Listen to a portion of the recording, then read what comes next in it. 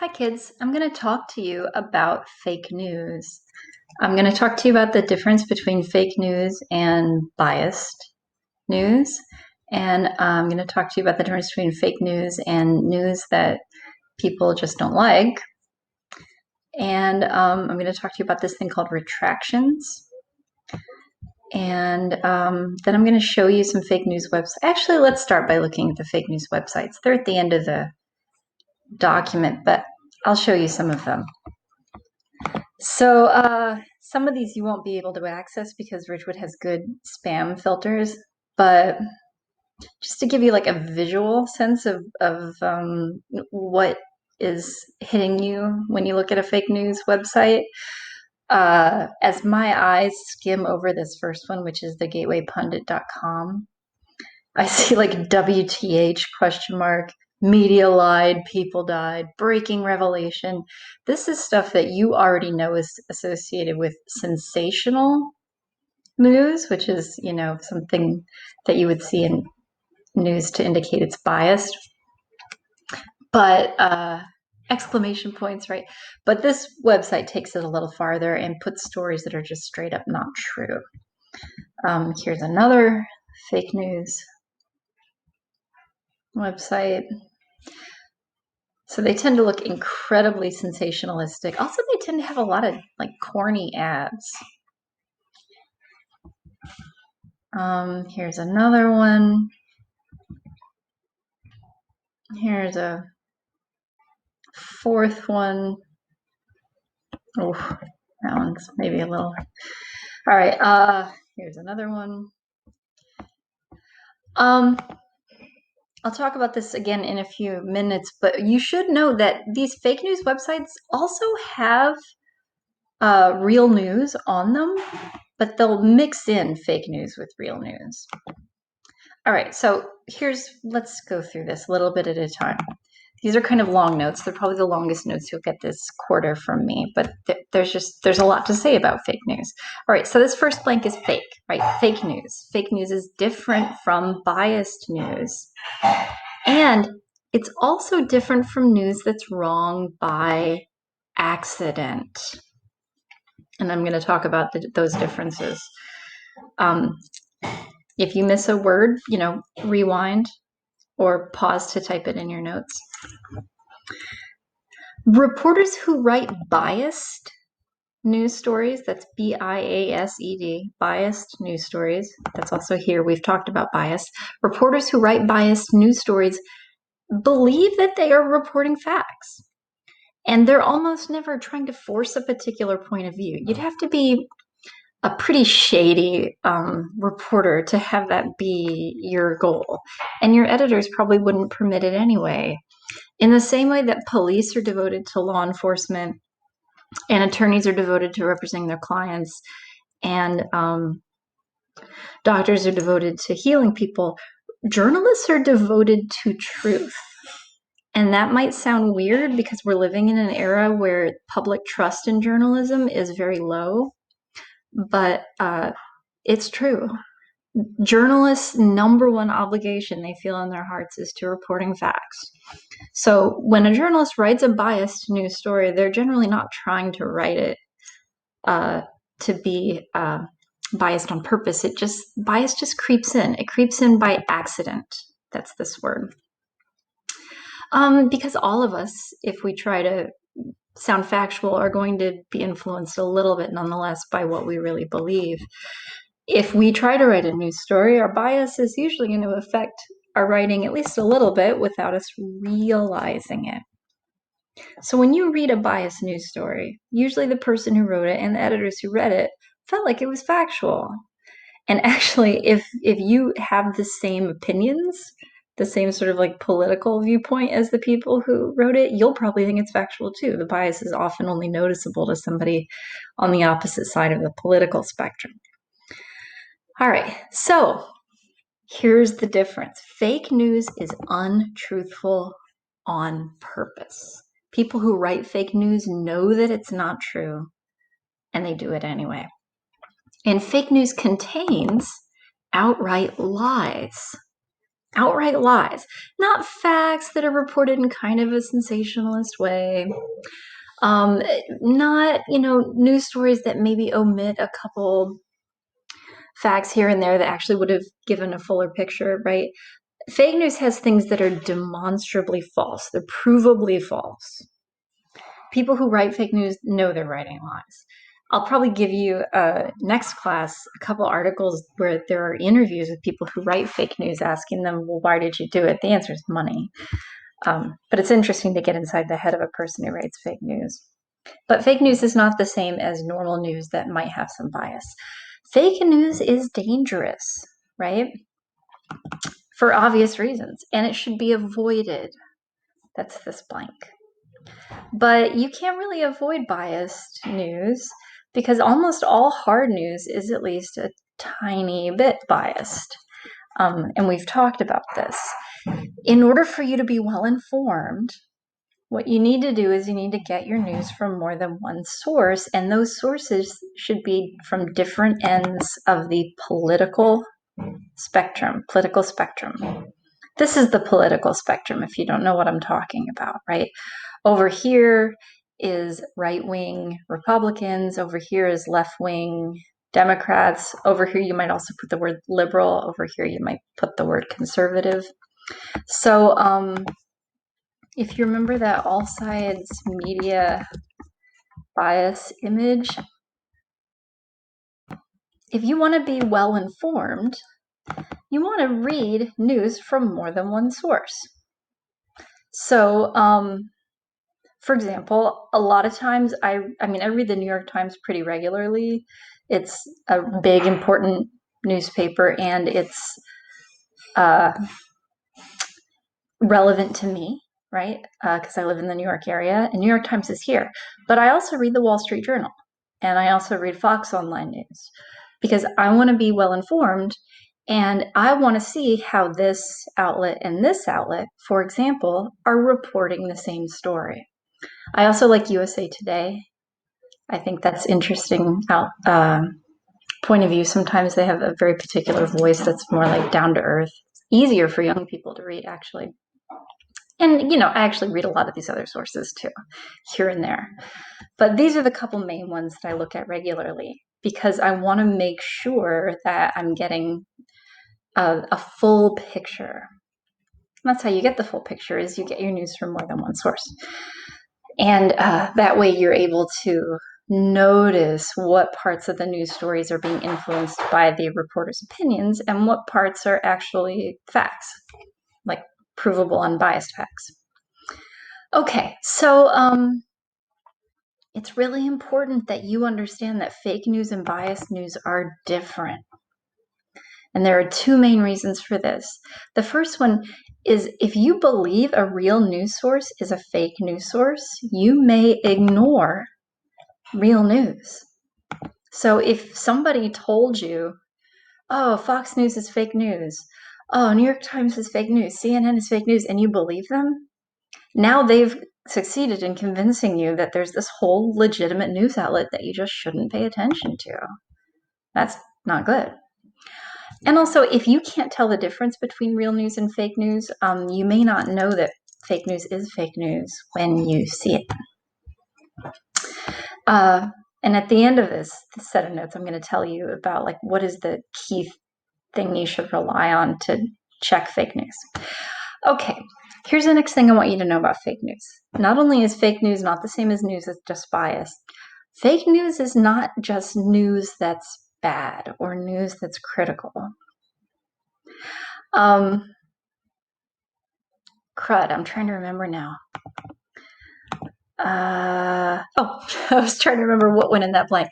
So this is legitimate. Sometimes a person might tell you that a legitimate news source is actually fake news. So you might hear from someone that one of these news outlets is fake. And when they do that, they're trying to make you distrust and ignore a legitimate news source. I mean, it's possible they're just ignorant and don't know better, but it's also quite possible that they're deliberately trying to get you not to listen to news that you should be able to trust. This is a very short list of news outlets that have been called fake but are not fake. They're legitimate news outlets. There are many more that have been called fake but are not. Pretty much all the news outlets have been called fake. All these on this chart have been called fake at some point. The ones on the left probably more than ones on the right. Because for whatever reason, it's an accusation you hear more from the right than the left. But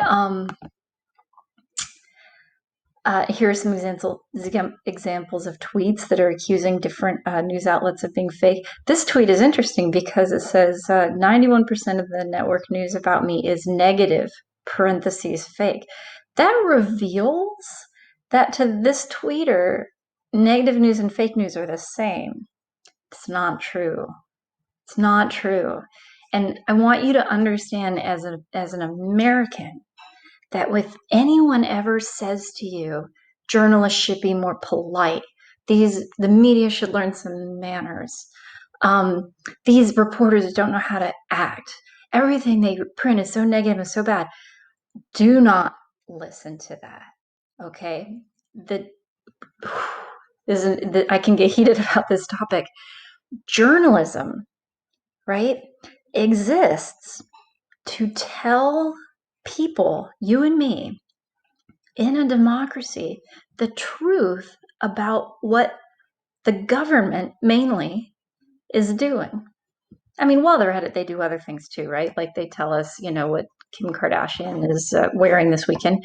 But the main reason we have a press, right, the institution of the media, of journalism, is for them to tell us, the common people, what the people in power are doing. And if they're not asking hard questions, if they're not pushing and challenging and doubting and being skeptical and arguing, they're not doing their job. It is the opposite of a reporter's job for them to get up and flatter who they're reporting on. The job of a reporter is to ask hard, challenging questions to get at the truth. So if anybody ever tries to suggest to you that news is fake because the reporters who produced it had a hostile or argumentative tone, that's the opposite. Like, you should be glad every day that reporters are asking aggressive questions, because that's how they find out the truth. If we don't know the truth about what people in government are doing, then we as citizens can't make informed decisions when we go to vote. All right, that's my speech about how journalists are supposed to do that. Okay, so yeah, negative news is not fake news. It's not. Okay. Retractions. This might be a word you don't know. So legitimate news outlets, which include but are not limited to all of these, legitimate news outlets make mistakes, right? Of course they're going to make mistakes. And when they do, they apologize. That's this word right here. They apologize. And they fix the mistakes. And when they do this in writing news, like online or newspapers, that's called a retraction. So you see that here, retraction. To retract something is to pull it back. So they're like pulling back the words that they said. Now, this is not the same as fake news. It's actually the opposite of fake news, because fake news websites are never going to issue retractions, right? They're lying to you on purpose. Here's an example I don't know how this got started, but I think people who aren't educated about journalism think that if there's a mistake in a news story, that means that news outlet is fake news. No, absolutely not. News outlets make mistakes all the time. Here's an example of somebody doing that. Here's this website, which should know better, but because they are a news outlet as well, but it's an opinion piece, right? Which means it's just one journalist sharing their opinion. Calling another news outlet fake news because they had to issue a retraction. But that's what's here. But when a news outlet retracts a story, they are admitting that they made a mistake. That's this blank. They're admitting that they made a mistake. And that's evidence that they're a legitimate news outlet. One of the ways you can tell a news outlet is legitimate is they rush to correct their mistakes as soon as they make them. In the old days, this would just, like when we just said print newspaper, there would be a page where all the retractions would be. And if you wanted to see all the mistakes they made the previous day or the previous week, you would just turn to that page and look at that section and you'd see all the errors they're admitting to. Because as soon as somebody like calls them up and says, hey, there's a mistake, they rush to correct it. Now that we have the internet, a lot of times news outlets will put the retractions at the bottom of the story. They might write an earlier version of this story suggested that blah, blah was blah, blah, when in fact it was blah, blah. We regret the error. Or they'll issue retractions on Twitter, like they'll tweet out, we originally said this, but now we know it's that. We apologize for the error. If there's a news outlet that rarely or never issues retractions, that's a really bad sign, right? Because all news outlets are going to make mistakes, but because they're not always going to be, sometimes they're typing wrong, or they hear it wrong, or they wrote it down wrong, or they didn't have a full picture when they published the story. But honest news outlets are going to correct the mistakes. They're going to issue retractions. And an outlet that rarely or never issues retractions, that's no good. So here's some good, honest retractions. These are just screenshots of different internet news stories. MSNBC retracting a story, a Fox reporter retracting a claim they made. Here's some tweets. Huffington Post UK. It's in bold because I just went on Twitter and searched "we regret the error" and I found just a ton of retractions. So Huffington Post UK, because that's a thing they say a lot. We regret the error. Daily Beast issuing a retraction. The Philadelphia Star, we apologize for the error. Blah, blah. Now, if the mistake is really dumb, like a good reporter would never have made this, or it's a really serious mistake, like this is really, really bad that y'all said this. Sometimes the journalist who made the mistake will get fired or reassigned. Reassigned means they give the journalist a different job that is like really far away from the one they were doing. A lot of times it's like a less fun or a less well-paying job. It's like the opposite of a promotion. So here is a screenshot of a news story on CNN. 3 journalists leave CNN after a retracted article. Probably they didn't get fired exactly, but their boss came to them and said, yo, like if y'all don't resign, we're going to fire you. So like that'll happen every once in a while if it's a really, really bad mistake. But most of the time it's just honest mistakes and the news outlet issues a retraction. End of story. This is not the same as fake news. Legitimate news outlets make mistakes all the time and they rush to correct them as soon as they realize them. So just to make this point like really, really hammer it home, if there's a news outlet that never or almost never issues retractions, that's nothing to brag about. And if you ever encounter a news outlet that's bragging about the fact that, oh, we never issue a retraction, you should be very skeptical, because it means that either they don't know or they don't care that they're making mistakes. Because all news outlets are going to make mistakes. If you write dozens of news stories every single day, eventually there are going to be some errors. All right, so fake news. Here are links to some of those fake news websites that I showed you.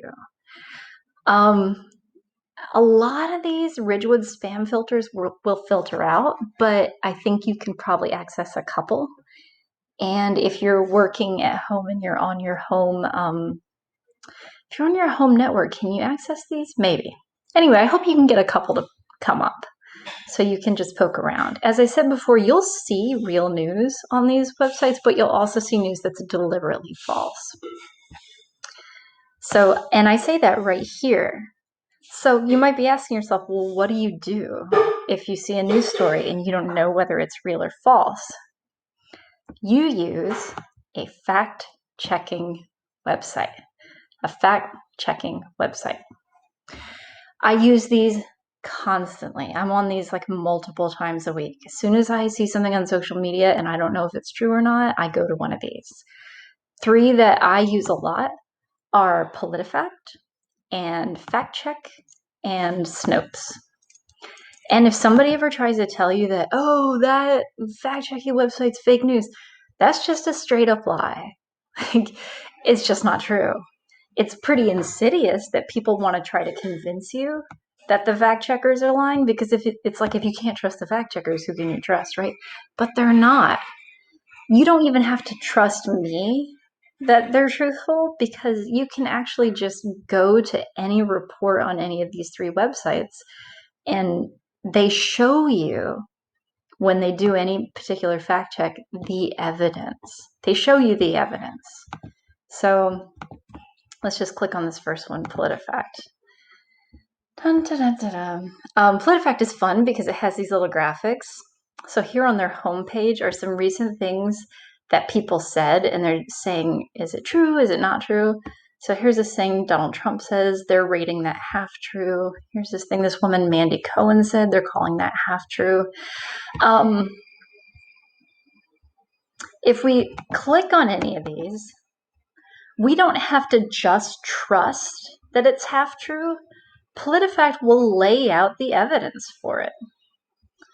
At the beginning of the article, they give you, say here, if your time is short, they give you a summary of what the truth is. But here, if you have time to read the whole article, they will lay out all the evidence that leads to the conclusion that this is a half-true statement. And a ton of stuff in here will be linked. If you have questions about anything, you can click the link. Right? So these are fun to poke around on. Like if you want to know if a person that you are really into, or a person that you think is cool or interesting, or a person you hate, speaks a lot of truth or a lot of lies, you could just like search them up. So here, let's like search up Bernie Sanders. People.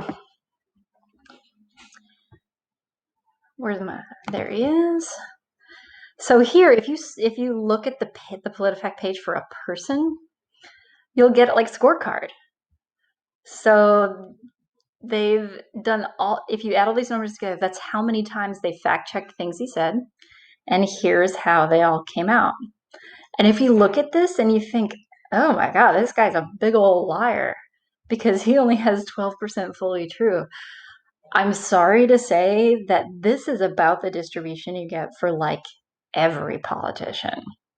Like, who's somebody on Bernie Sanders is a liberal. Let's look up a conservative. Did I spell Mitch McConnell's name right? There's pretty much no politician whose scorecard is. So here's Mitch McConnell. He's a senator who's very powerful in the Senate. So here's his scorecard. Like these are all the things he said that they've checked, and like 11% were true. I think Bernie Sanders was 12% true, right? Politicians say a lot of stuff that's like sketchy. Anyway, so that's PolitiFact. PolitiFact is fun to play around on. Fact Check is fun, Snopes is fun, and all three of these websites do the same thing. They tell you whether they've decided it's true or false or somewhere in between, and then they lay out for you all of the evidence. So here I'm going to Snopes. Instead of having that like little meter graphic, Snopes has things like this. Like if it's straight up a lie, they'll give you a little red stop sign. And all right, that's it. I think the activity I'm going to have you do now is look up some stories that have been floating around on social media and look at these fact-checking websites and see whether they're true or not.